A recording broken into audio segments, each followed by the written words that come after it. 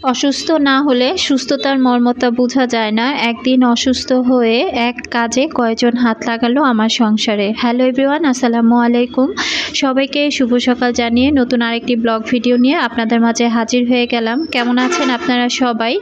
আশা করছি কাছে দূরে, দেশ এবং দেশের বাইরে যে প্রান্ত থেকে আজকে আমার নতুন আরেকটি ব্লগ ভিডিও দেখছেন না কেন, আল্লাহর অশেষ রহমতে সবাই বেশ ভালো আছেন। আমি বিথি, আলহামদুলিল্লাহ আমিও খুব ভালো আছি। পরিবার পরিজন নিয়ে ভালো আছি যদিও বলে ফেললাম, তবে আজকে হঠাৎ করেই অনেকটা অসুস্থ হয়ে পড়েছি।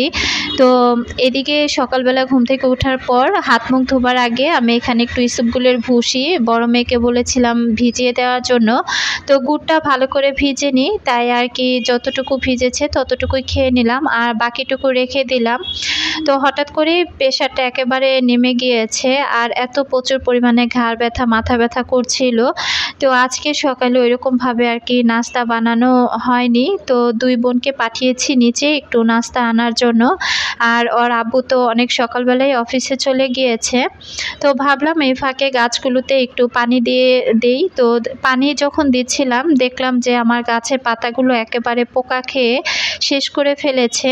তো এখানে যে চা পাতাগুলো আমি দিয়েছি, একজন প্রিয় আপু আমাকে জিজ্ঞাসা করেছিল, তো এই মুহূর্তে আপুর নামটা আমি ভুলে গিয়েছি, যে আমি গাছে চা পাতা কীভাবে ব্যবহার করি। তো আপুর উদ্দেশ্যে বলে দিচ্ছি, আমি যখন চাটা বানাই, যেহেতু চায়ের সাথে আমি চিনি ব্যবহার করি যখন চা বানাই, তাই আর কি চা পাতাটা যখন আমি দেই চার ছাঁকনিতে চা পাতাটা ছেঁকে ভালো করে ধুয়ে তারপরে আর কি আমি গাছের গোড়ায় দিয়ে দেই। এতে করে দেখা যায় কি ওইভাবে পিঁপড়াটা লাগে না। তো গাছের মাটিগুলো একটু খুঁড়ে তারপর আমি পানি দিয়ে আসলাম। আর এই যে নাস্তা নিয়ে আসা হয়েছে, আর হোটেলের নাস্তাগুলো এত বাজে ছিল যে ওইভাবে আমরা তিন মা মেয়ে একজনও কিন্তু ভালো করে খেতে পারিনি। তো নাস্তা খাওয়ার পরপরই হঠাৎ করে আমার শরীরটা অনেক বেশি খারাপ লাগছিল। তো আমি কিছু টাইম আর কি শুয়েছিলাম। তো বড় মেয়েকে বললাম যে তাড়াতাড়ি করে যেন ঘরটা গুছিয়ে নেয়। তো ওর কিন্তু এক্সাম চলছে, তো দেখা যায় পড়া বাদ দিয়ে তারপর আর কি ঘরটা আর কি গুছিয়ে নিচ্ছে। অনেকে বলতে পারেন যে মা মেয়ের কাজ একই, যেহেতু কাজ আমি সব সময় করি আর আমার মেয়েরা আমার কাজগুলোই কিন্তু ফলো করে, যার কারণে হয়তো মা মেয়ের কাজ একই রকম একই ধরনের দেখতে পারবেন। তো আমি কিভাবে কাজ করি সব সময় কিন্তু আমার ছোট মেয়ে বড় মেয়ে সবাই দেখে, যদিও বড়জন একটু কাজ কমই করে। তো আজকে বড়জনকে একটু অনেক বুঝিয়ে সুঝিয়ে বলেছিলাম যেন তাড়াতাড়ি করে ঘরটা গুছিয়ে ফেলে। তবে ঘর গুছাচ্ছিল ঠিকই, যেহেতু ক্যামেরাটা তার হাতে ছিল। একটু পরপরই দেখা যায় একটুখানি কাজ করছে আর বসে বসে মোবাইল টিপছে। তো আমি যখন আবার একটু রাগ হচ্ছিলাম তখন দৌড়ে গিয়ে আবারও কাজ করছিল। তো এই তো দেখেন খুব সুন্দর করে কিন্তু বড় মেয়ে বিছানাটা গুছিয়ে নিল। এরপর যতগুলো ফার্নিচার ছিল বলেছি ওগুলো পরিষ্কার করে নিতে। তো ওকে দেখা যায় একটা কাজের কথা বলতেছি, ওই পাশ থেকে সে আর কি মোবাইল আর কি বারবার ধরে এটা সেটা দেখতেছিল। তো পরবর্তীতে আবার রাগ করে আমি চলে আসছি কাজ করার জন্য, কিন্তু আমার কিন্তু প্রচণ্ড পরিমাণে ঘাড় ব্যথা করছিল। আর এই যে ছোট মেয়ে স্কুলে চলে গিয়েছিল, আর যেহেতু এখন টিফিন টাইম, তো আবার বাসায় চলে এসেছে। আর এক এক করে অনেকগুলো থালা বাসন জমেছিল। তো আমি আবার ভাবলাম যে থালা বাসনগুলো আমি না হয় ধুয়ে ফেলি। তবে থালা বাসনগুলো ধুতে ধুতে এত প্রচণ্ড পরিমাণে আমার ঘাড় ব্যথা উঠে গিয়েছিল আর এত বমি বমি ভাব হচ্ছিল। এরপর কিন্তু আমি আর তেমন কোনো কাজই করতে পারিনি, শুধু গোসলটা করে এরপর কিন্তু আমি সারাটা দিন আর কি আমি শুয়ে বসে কাটিয়েছি। তো কাজ করতেছি আর ওই দিক থেকে বড় মেয়েও কিন্তু আমার কাছে অনেকটা হেল্প করছিল। সত্যি কথা বলতে যে আমি টেনশন করতে পারি না, টেনশন করতে গেলেই দেখা যায় যে আমি প্রচুর অসুস্থ হয়ে পড়ি। অসুস্থতা বলতে যে অন্য কোনো সমস্যা হবে না, একদম আমার প্রেশারটা একদম ডাউন হয়ে যায়।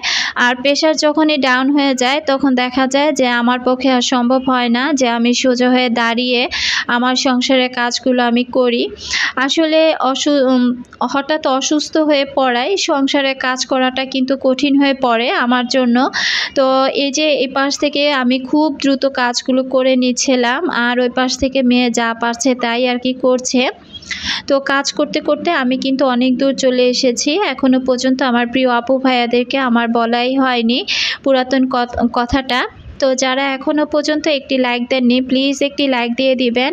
আর যারা আজই আমার চ্যানেলে প্রথম ভিজিট করেছেন, যদি লাইফস্টাইল ব্লগগুলো আপনারা দেখতে ভালোবাসেন, চাইলে আমার চ্যানেলটি সাবস্ক্রাইব করে আমার পাশে থেকে যেতে পারেন। তো আমি কিন্তু ঠিকই থালা বাসন ধুয়ে যখন শুয়েছিলাম, এরপর কিন্তু দেখা যায় অফিস থেকে ওর আব্বু বারবার ফোন দিচ্ছিল, যেহেতু গত 2 দিন ধরে হঠাৎ করে কিন্তু আমি অনেকটা অসুস্থ হয়েছিলাম।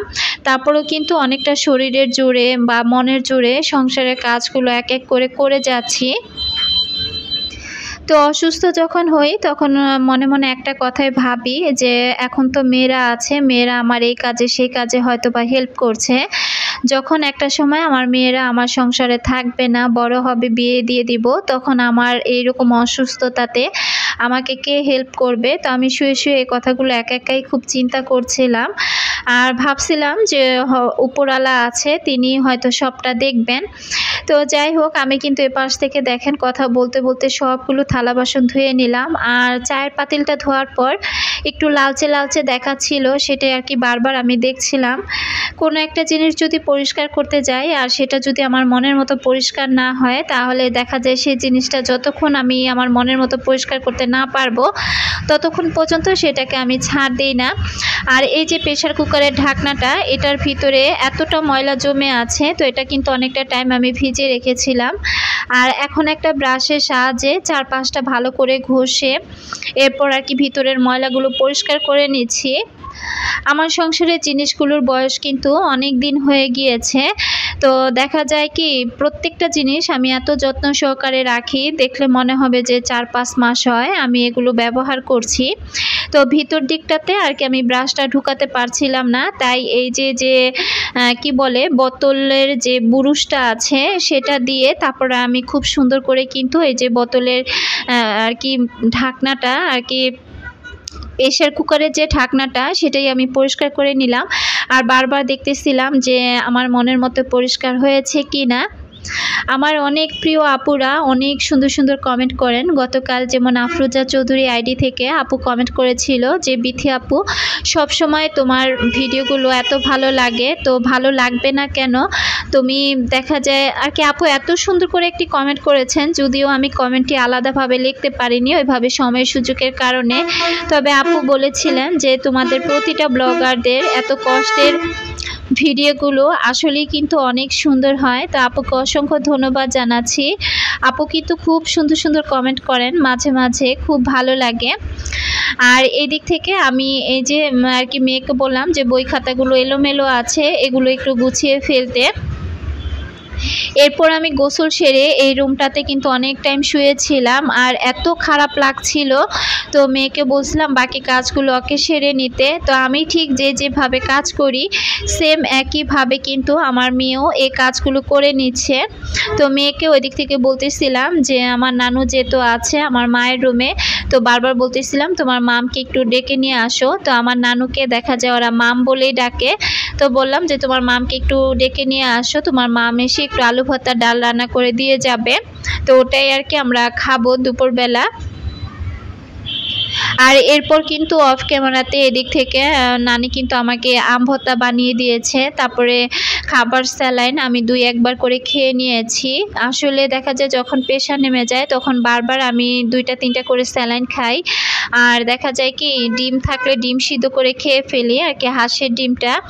আর দেখা যায় দুধ খেলে তারপরে সাথে সাথে হয়তো বা ঠিক হয়ে যায়। তবে এই যে প্রেশারটা নামে এরপর যে শরীরের এমন একটা অবস্থা হয়, এতেই করে কিন্তু আমার প্রায় দেখা যায় 2 দিন আমি একদম পুরো দমে অসুস্থ থাকি। তো এই পাশ থেকে আর কি আলু ভর্তা আর ডাল দেখলাম জরা বসিয়ে দিয়েছে। আমি কিন্তু এগুলো ভিডিওতেই দেখেছি, যেহেতু আমার আজকের ভিডিওটা আমার মেয়ে বেশিরভাগ করেছে। তো গাছগুলোতে পানি ছিল না, আর দেখেন কি সুন্দর করে এক এক করে প্রতিটা গাছে কিন্তু পানি দিয়ে দিয়েছে। এরপর আর কি ও বারান্দাটাও খুব ভালো করে পরিষ্কার করে দিয়েছে। আজকের ভিডিওতে হয়তো বা মা, মেয়ে, নানি 3 জনের ভিডিও আপনারা দেখতে পারবেন। জানি না আজকের ভিডিওটি কেমন লাগবে আপনাদের কাছে। যদি অসুস্থ না হতাম হয়তো বা পুরো ভিডিও জুড়ে আমি থাকতাম। তো অসুস্থ থাকার কারণে কিন্তু আজকে একটা ভিডিওতে আমাদের তিনজনকে দেখতে পাচ্ছেন। তো ওই পাশ থেকে কিন্তু নানি এসে রান্নাঘরে নানি আলু সিদ্ধ করছে আর ডাল রান্না করছে। ওই মুহূর্তে কিন্তু আমি পুরো ঘুমাচ্ছিলাম, আমার কোনো হুঁশই ছিল না। তো একটু পরপর সজাগ যখন হচ্ছিলাম তো নানি আর কি বারবার ডেকে ডেকে এটা সেটা আর কি খেতে দিচ্ছিল। আর এপাশ থেকে মেয়ে সুন্দর করে ঘরটা আর কি মফ করে নিচ্ছে। তো এই মফ করে তারপর আর কি ও গোসল সেরে ফেলবে। আর দেখেন এই পাশে থাই গ্লাসের পর্দাগুলো বারবার উড়ে যায় দেখে এগুলোকে একদম উঁচু করে গিট দিয়ে তারপর আর কি বেঁধে রেখেছে। মেয়ে থাকলে কিন্তু মায়ের অনেক সুবিধাই আছে। প্রতিটা সংসারে যাদের ঘরে মেয়ে আছে সে মায়েদের কিন্তু কষ্ট একটু কমই হয়। মা যদি হাজারটা অসুস্থ হয়ে পড়ে দেখা যায় মেয়েরা কিন্তু হাতে হাতে সেই কাজগুলো করে ফেলে। আর আমি সব সময় চেষ্টা করি যে আমি যখন যে কাজটা করি না কেন আমার মেয়েদেরকে শেখানোর জন্য। কারণ কি মেয়ে মানুষ বলে কথা, কাজ শেখাতে কোনো ক্ষতি নেই বা লজ্জারও কিছু নেই। আমার কথা পড়াশোনার পাশাপাশি তারা সংসারের কাজকর্ম A to Z শিখে রাখায় এটা তার জন্যই ভালো। আমি মনে করি আজকে আমি আছি হয়তো বা 1 ঘন্টা পর আমি পৃথিবী ছেড়েও চলে যেতে পারি। তখন দেখা যায় আমার এই মেয়েরা যদি এই কাজগুলো না জানে তাহলে দেখা যায় তাদের জন্যই অনেকটা কষ্ট হয়ে পড়বে। আর যতটুকু জানবে যতটুকু শিখবে এটাই তার অনেকটা কাজে দিবে।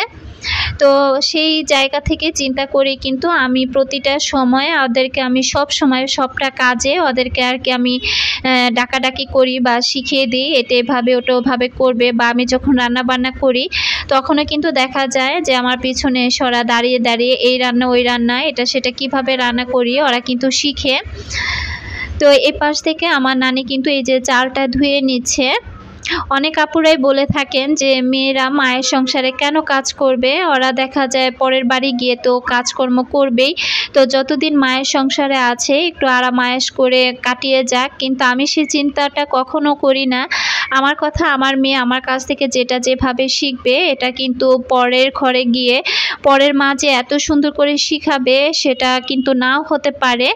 তো যাই হোক এ পাশ থেকে দেখেন কথা বলতে বলতে আমার মেয়ে কত সুন্দর করে ঘরটা মুছে নিল। আর ডাল রান্নাটাও কিন্তু এ পাশ থেকে নানু করে ফেলেছে। আর এই ভিডিওগুলো কিন্তু আমার বড় মেয়ে আর কি একটু একটু করে কাজের ফাঁকে ফাঁকে আর কি করে নিয়েছে। তো যাই হোক নানু ডাল রান্নাটা কিন্তু অনেক মজা হয়েছিল।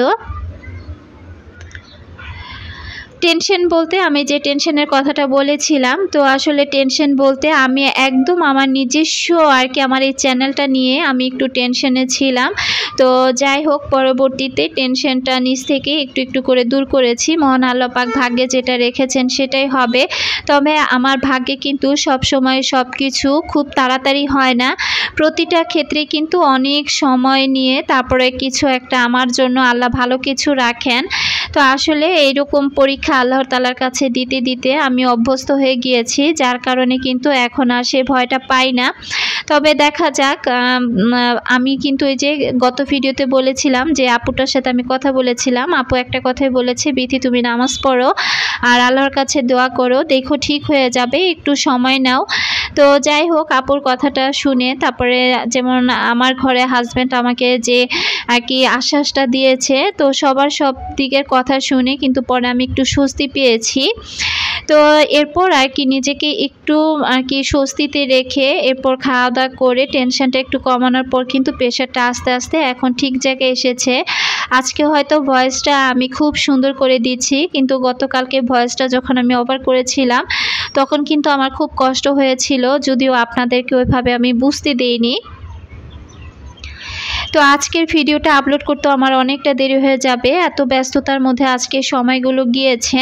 তো ভিডিওটা এডিট করে ছাড়তে গিয়ে কিন্তু আজকে প্রায় অনেকটা লেট হয়ে যাবে। আশা করছি আমার প্রিয় আপুরা একটু কষ্ট হলেও দেখে নেবেন। আর আমি জানি আমার প্রিয় আপুরা আমাকে অনেক অনেক ভালোবাসেন, অনেক ভালোবাসা দিয়ে ভিডিওটি দেখবেন। যারা যারা ভিডিওটির অপেক্ষায় ছিলেন যে বিকেল 5টায় ভিডিওটি বিথি আপুর আপলোড দেওয়ার কথা, এখনও দিচ্ছে না কেন? তো সেই সকল আপুদের উদ্দেশ্যে বলছি, আসলে প্রতিদিন ভিডিও আপলোড দেওয়াটা কিন্তু অনেকটা কঠিন হয়ে পড়ে। আশা করছি আমার প্রিয় আপুরা সেটা বুঝতে পারবেন। তো এই পাশ থেকে নানু একটু বিকেলের জন্য আর কি একটু ছোলা রান্না করে রাখছে, যেন মেয়েরা বিকেলে ক্ষুধা লাগলে আর কি খেতে পারে। তো এই যে নানু খুব সুন্দর করে কিন্তু ছোলাটা রান্না করে নিল। আর নানু এই রান্না বান্না গুলো করে দিয়ে এরপর আর কি নানু উপরে চলে যায়। তো এর মধ্যে আমি সজাগও হয়ে গিয়েছিলাম। তো বড় মেয়েকে জিজ্ঞাসা করলাম যে তোমার মাম রান্নাঘরে কি করে? তো মেয়ে আর কি বলতেছিল যে একটু ছোলা ভোনা করছে বিকেলে খাওয়ার জন্য। আর এগুলো ছিল দুপুরের খাবার দাবার। দেখতে দেখতে ভিডিও শেষ প্রান্তে চলে এসেছি। আজকের মতো এখানেই বিদায় নিচ্ছি। আল্লাহ হাফেজ, আসসালামু আলাইকুম।